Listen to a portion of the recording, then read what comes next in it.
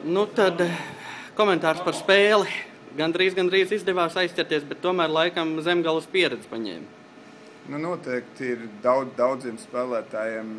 Vispār tā ir pirmā pieredze LBL, pirmā spēle LBL.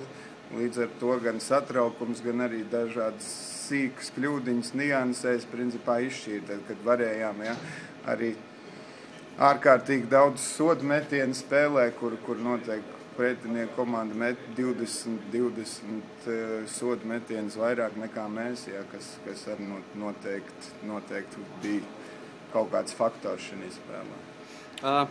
Vai LU šosezon ir kāds konkrēts uzdevums? Varbūt tas ir uzvarēt Turību, jo augstskola derbijas pa lielam.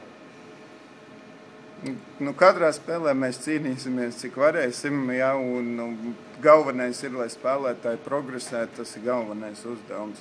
Ja, un cīnīsimies, ja varēsim, pret visiem, ja mēģināsim cīnīties, cik ir mūsu spēkos un progresēt no spēles uz spēli. Ja, noteikti, kad ar Turību būs principiālākās spēles, un ja, nu, tur noteikti būs arī daudz lielāka ažiotāža un būtu vairāk skatītāji arī būtu.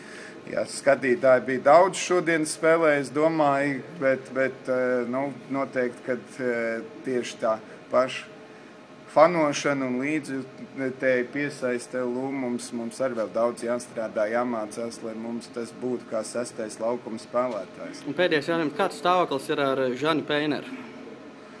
Žanim šobrīd ir arī medicīniskās iejaukšanās bija šī nedēļā. Viņam bija kāda mērīšanas aparāta iestādīja. Tā kā veseļojās, skatāmies, ja būs gatavs, tad spēlēt.